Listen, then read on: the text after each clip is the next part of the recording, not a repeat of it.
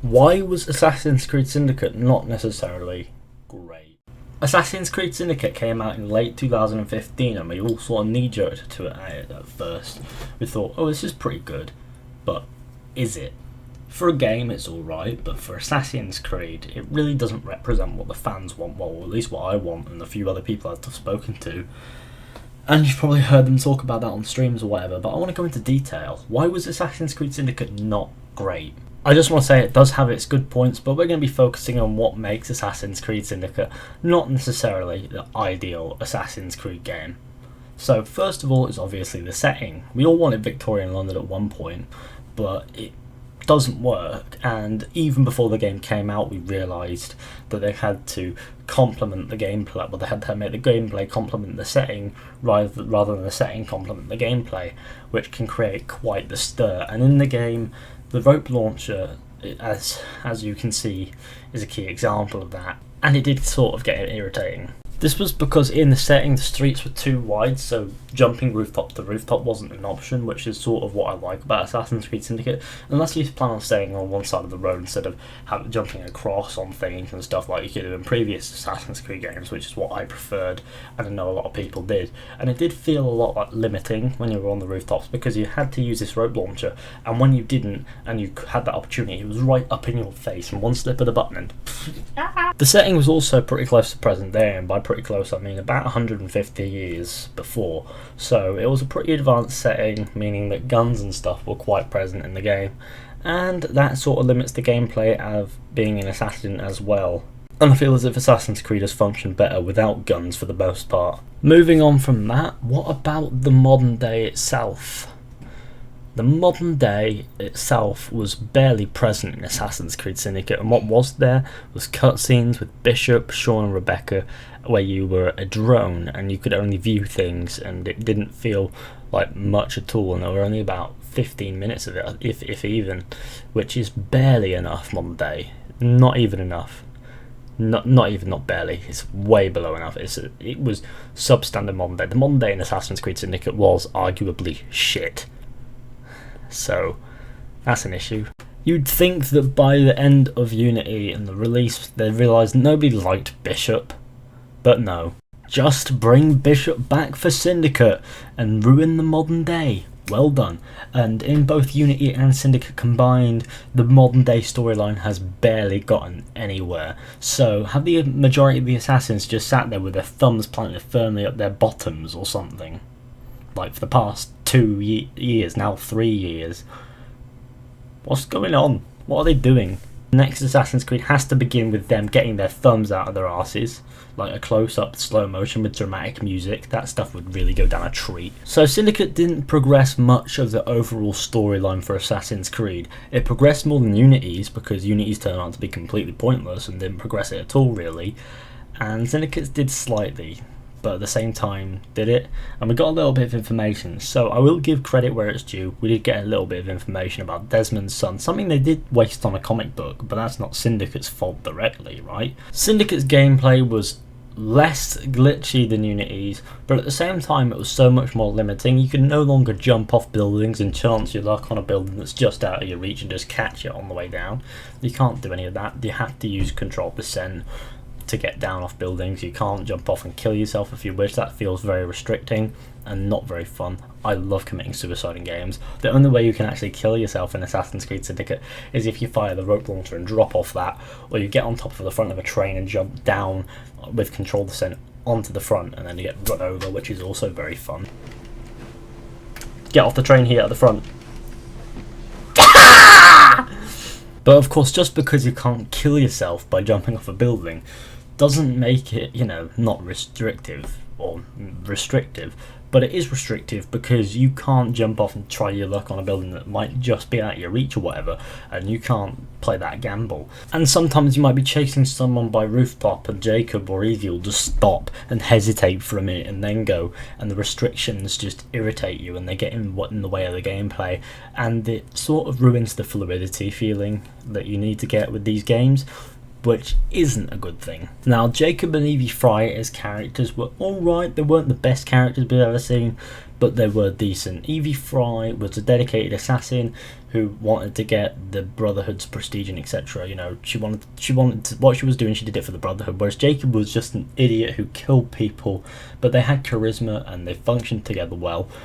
If they were on their own in a game, they wouldn't work very well. They need each other because that's what the point is. We saw that in Jack the Ripper. One of them's gone, the dynamic's sort of gone, the character feels different entirely. But I found it hard to find interest in a character who just kills people because he enjoys it, and he enjoys violence, and he's a bit of a brawler, and somehow they haven't removed him from the Order. But no, they kicked Arno out about 100 years prior, sorry, 50, 60, 70 years prior, and Arno was actually dedicated in a different way to what he was doing, and it was sort of a just cause, whereas Jacob just wants to kill Templars, and I suppose they just left him to it. Why? I don't fucking know. They didn't get kicked out of the Brotherhood for it.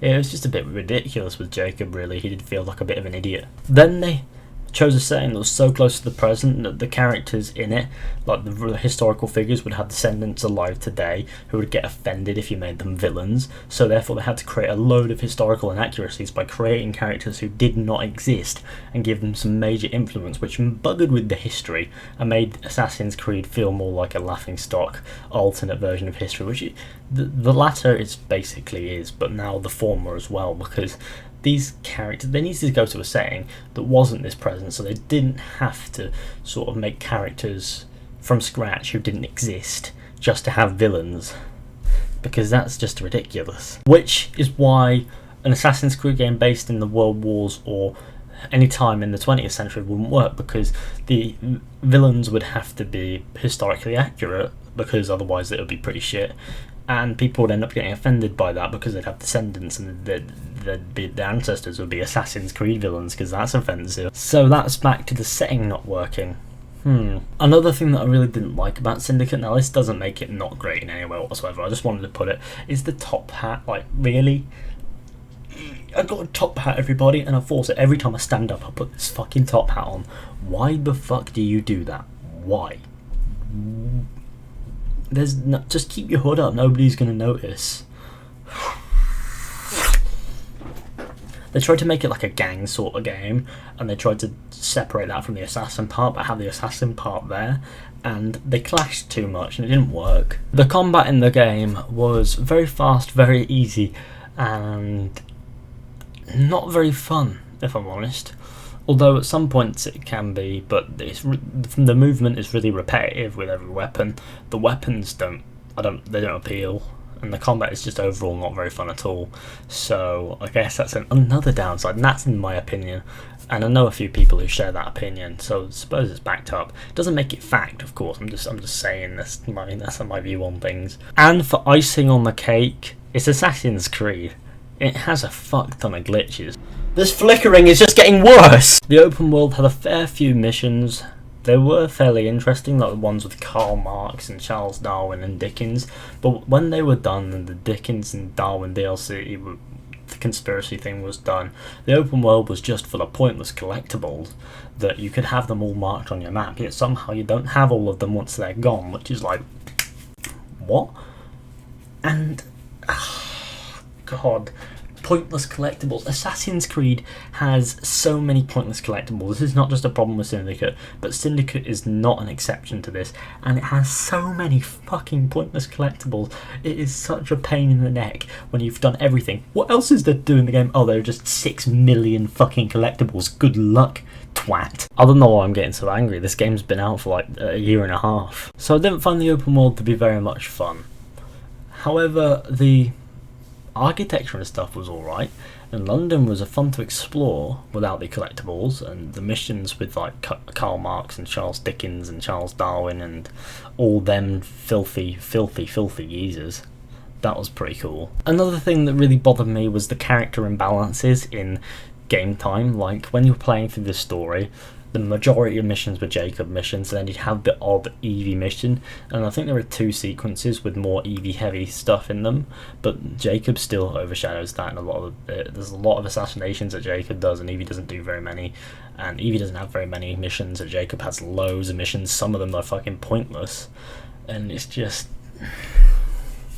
you know, they have two characters, two equal protagonists is how they're conveyed in the game, beyond that in the cutscenes and stuff, and for some reason they have this imbalance that Jacob has the majority of missions and Evie doesn't have many at all, and it's like, come on, let's just balance it out a little bit, because we're supposed to feel the same for both character, I guess. We're supposed to not necessarily waver to one, but they're sort of supposed to function as the same character, yet they're so imbalanced, and it's like, oh.